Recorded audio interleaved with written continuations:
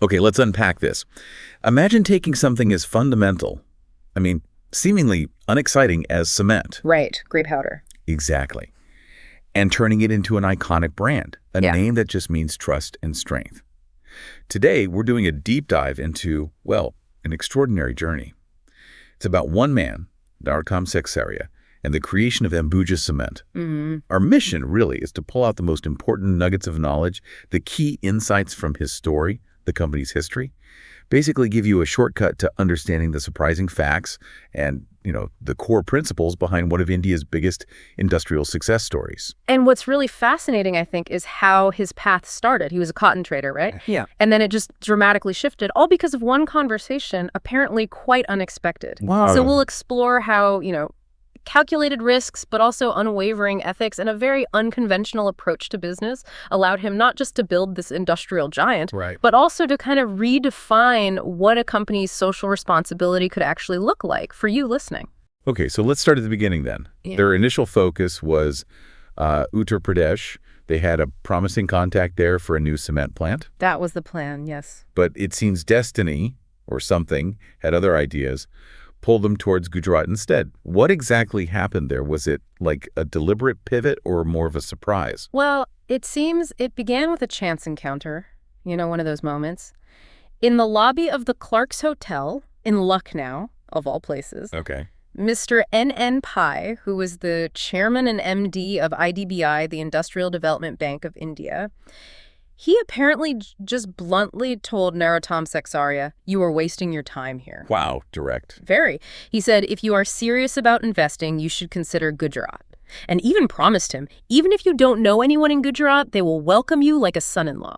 Like a son-in-law. That's quite the welcome compared to UP then. Oh, a massive contrast. The UP meeting, even though they had a connection there, was apparently just a 2-minute handshake.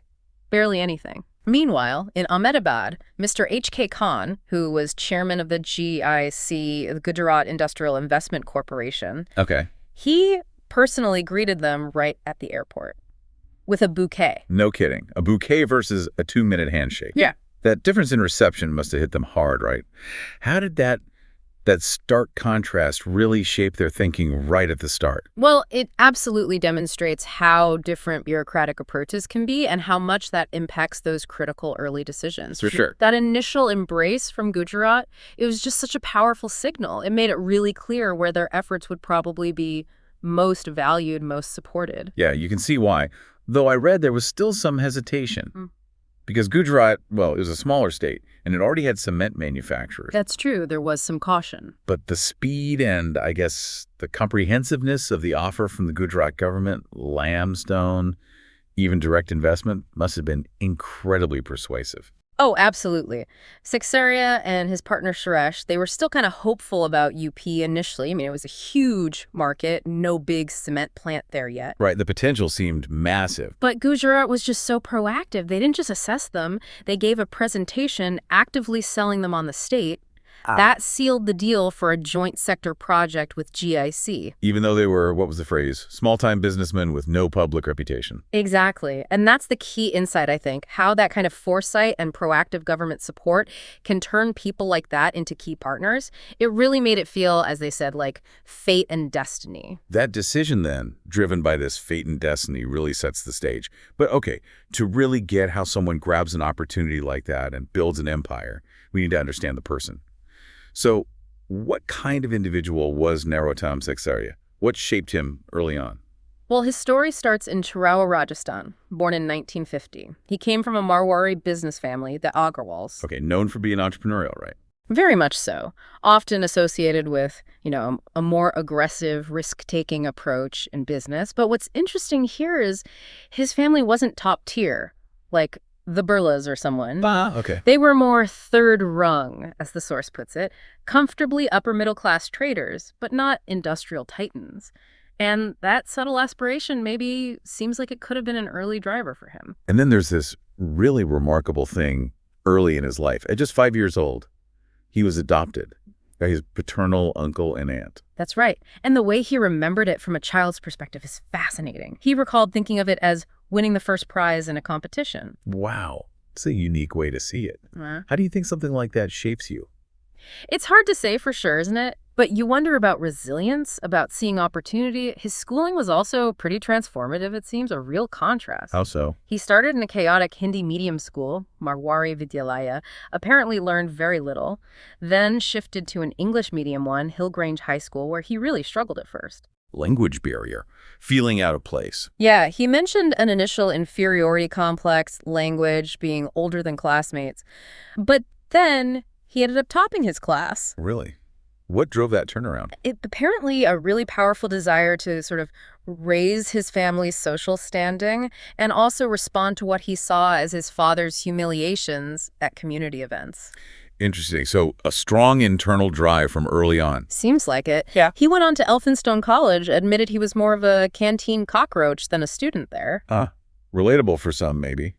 But then his time at UDCT, the University Department of Chemical Technology, that was really pivotal, even though he didn't actually end up pursuing engineering as his main career. So what did he get from UDCT then, if not the career path? Well, according to him, it instilled a scientific temper, logic, reasoning, and inquiry, skills that proved crucial for problem solving later across totally different fields. That makes sense. Thinking like an engineer, even if you're not building bridges. Exactly. And he also found a really key mentor there, Mr. T.V. Chidambaram, the registrar of Bombay University. He observed him, learned from his integrity, his professionalism, called it a masterclass in management. And he decided to stay in India. That was during the brain drain era, wasn't it? It was. A lot of talented people were leaving. But his decision to stay was apparently deeply rooted in what he called an unconditional sense of duty to his parents. And woven through all this, you mentioned his father earlier. There were these quiet lessons about charity. Yes, particularly his father's secret acts of charity. Apparently, he would distribute cash and wheat to the needy late at night without wanting any recognition at all. Wow. Silent giving. How do you think those kinds of, unspoken lessons might have influenced his business decisions later, especially around things like social responsibility? I think it's pretty clear, isn't it? That early exposure to quiet, selfless giving seems to have instilled a really deep sense of integrity and social awareness in him. It likely set a precedent for a kind of leadership that went beyond just the bottom line, became a real hallmark of Ambuja later. Okay, so with this foundation, the drive, the analytical mind, these core values, how did he actually start out? He navigated the pretty challenging economy of the early 70s, even when his own father wasn't sure about his engineering degree for the family cotton trade. Right. Well, he didn't just join the family business. He apparently transformed it, fundamentally. How so? What's really insightful is how he broke through what was called the parochial wall of Bombay's textile industry. He became the first Marwari trader to supply the really powerful Gujarati mill owners, like Finley Mills. That was a big deal. Breaking established barriers. Definitely. And his integrity really shone through early on. There's a story about him buying extra cotton for a client, Mr. Ratansi, during a sudden price surge. He could have made a killing, but he prioritized the long-term relationship, even financed the purchase himself initially. That says a lot. Building trust over quick profit. Exactly. And it shows a core principle, especially in commodity trading where price is often king. Building that trust can be your most powerful edge. It opened doors to other big players too, like the Moffett Law Group. So he wasn't afraid to challenge the status quo even in his first business. And he took that approach to banking too, right? Tell us about that. Yeah, it's quite something. He apparently confronted Bank of India officials head-on about increasing their credit limits. He stood his ground, pointed to their perfect no-default record, and managed to secure support that was pretty much unprecedented for them at the time. Bold. Shows that willingness to push back against institutions. It was definitely a recurring theme. Now, his early attempts at diversification were a bit of a mixed bag, Oh, what worked and what didn't. He had success in supplying cotton waste, and even made a windfall profit speculating in silver once. But he also admitted a failure in real estate. That venture got hit hard by the 1975 emergency. Political instability. A tough lesson. A very valuable one, he said. Taught him what not to pursue and the risks involved. Okay, but maybe the most impressive feat from that early period was how he handled that arbitrary cotton export ban in 1980. That caught everyone off guard, didn't it? Oh, massively. It threatened the whole industry. And this was a real critical test of his problem solving under intense pressure. So what did he do? He apparently single-handedly managed to get the Indian government to lift the ban, which is remarkable in itself. Wow. But then even more impressively, he resolved an international scandal. A UK firm, Meredith Jones, had apparently cheated some Japanese buyers. Okay, high stakes. Very. He flew in, negotiated a settlement, got an apology letter from the UK firm, secured a 10% discount for the Japanese buyers, and made sure Meredith Jones wouldn't trade with them again. Just incredible diplomatic and business skill. Showed he could not just solve problems, but actually restore trust internationally. Okay, so he proves his mettle in cotton, makes the decision to pivot to cement. The next logical step is building the team, right? Who were those key early hires for Ambuja, the foundational figures? Absolutely crucial. The team was pivotal. First, there was Bhaskar Shovakar, the first CEO. He was instrumental in getting that critical initial loan application sorted. Okay, vital first step. Then there was Prakash B. Kulkarni, the chief engineer. He stayed for 26 years. Sekhsaria considered him as much a father of Ambuja as himself, apparently, for his technical skill and just unwavering support. 26 years, wow, that's commitment. And S.S. Bandari, the CFO. He did something pioneering, getting project loans from a consortium of nationalized banks. That was apparently a first in corporate India back then. A consortium. So spreading the risk, getting multiple banks on board. Exactly. And he achieved rapid RBI, Sanctioned Reserve Bank of India. Their proposal actually became a kind of model for other companies after that. These weren't just skilled people. They embodied that trust and commitment he was trying to build. But building a cement plant, I mean, it's never straightforward. I read the land acquisition part in Mahuva was described as a civil engineering nightmare. Local resistance. Yeah, that sounds about right. Huge problems with local resistance. But what's fascinating here is how that massive setback, which seemed like a total disaster, Right, could have sunk the whole thing. actually forced them to pivot again, geographically, to Kodanar. And that initial disaster directly spurred them to innovate. It led them to pioneer using sea transportation for cement. Because Kodanar was coastal. Precisely. And this wasn't just a temporary fix. It became a huge lasting cost advantage for them. It really shows how sometimes your biggest problems can push you towards your most disruptive ideas. So beyond the physical plant, the ships, Ambuja became really known for something else. Its work culture. It was quite unique, wasn't it? Empowering. Oh, absolutely. And the key insight here, I think, is how Sekhsaria deliberately fostered this. Transparency was big, radical empowerment, too. I mean, engineers could apparently make investment decisions up to 1 crore rupees. 10 million rupees. That's a lot of trust. As long as there was a projected 3-year payback. And critically, failure wasn't seen as something to be punished. It was viewed as an investment in the future. Learn from mistakes, basically. He firmly believed, and he said this, if you trusted someone fully, 9 times out of 10, the person would not let you down. Plus, his own personal frugality really set the tone, driving a simple Premier Padmini. A very basic, common Indian car back then. Right, not some fancy import. That sent a powerful message about efficiency and humility throughout the whole company. Okay, let's talk about the IPO in 1985. The market for cement companies was apparently terrible at the time. How on earth did they manage to get oversubscribed 7 times? Especially with the founder putting his reputation on the line like that. Yeah, the market was definitely in the dumps for cement. The coaching he got from merchant banker Nimesh Kampani was absolutely key. It apparently transformed Sekhsaria as a public speaker. He wasn't naturally good at it. Apparently, his first attempt in Bombay was pretty poor, but he learned fast. He wrote his own speech for the Ahmedabad Roadshow, and it was incredibly impactful. He stood up and declared, I have put my reputation and a large personal fortune on the line. If this company is not successful, then I have no future. Wow. Talk about personal commitment. That resonated deeply. It really helped overcome the market skepticism. And then there were the pink forms. Same forms, what were they? They were literally the paper forms used to allocate shares directly to employees. And crucially, the company even arranged loans to help employees buy those shares. That's incredible. This was way before ESOPs were common, right? Decades before formal employee stock ownership plans in India. It was incredibly progressive. It fostered immense loyalty, a real sense of shared ownership and success. That really ties into their whole unconventional approach. Which brings us to the advertising. The giant compressive strength campaign. That was seriously bold for a commodity product like cement, wasn't it? Oh, that's where it gets really interesting. Ravi Gupta from the Trikaya agency proposed doing a consumer-style ad campaign, highly unusual for cement. What was the visual? The iconic image was this man with ridiculously exaggerated biceps holding up a dam. It was such a radical departure from the usual boring cement ads. People apparently chuckled at first. Sick magic. But they backed it with a huge budget for the time, 80 lakh rupees, which is like 8 crore today. And it worked. Ambuja became synonymous with strength, durability. It let them charge a premium price. It fundamentally changed how cement was marketed in India. Proved you can brand a commodity. And the innovation didn't stop there, did it? Marketing, operations like using paper bags to cut down dust, the sea transport we talked about.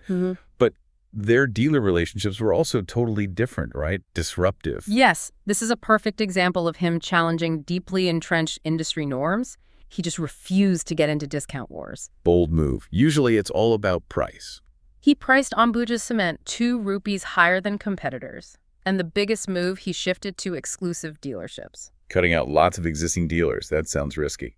It was called the biggest operational risk they took, but it paid off massively. Sales in Ahmedabad actually doubled, even though the number of dealers dropped from 400 down to 100. Wow, counterintuitive. Even Aditya Birla, a major industrialist himself, complimented him on that bold move.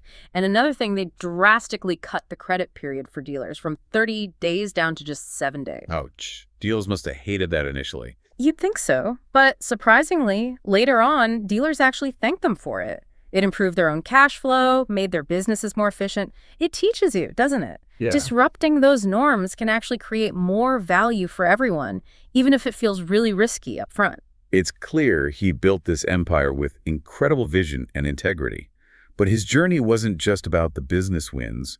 He faced some really immense personal battles, too. Can you talk about his health challenges? How did he navigate those while leading this massive company? Yeah, his journey was really marked by serious health issues. He went through 4 cancer surgeries over about a decade, starting in 1993. 4 surgeries, wow. And they became increasingly invasive. One involved removing part of his jaw, followed by painful radiation therapy.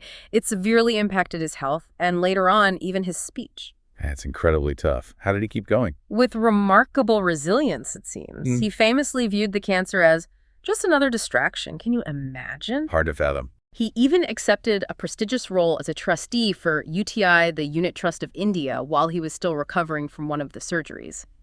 His focus, despite such personal adversity, it's just a testament to his incredible mental strength. And remarkably, even during these incredibly difficult personal times, the company just kept growing, didn't it? Yeah. Continued its expansion and market dominance. What were some key milestones for Ambuja during that period?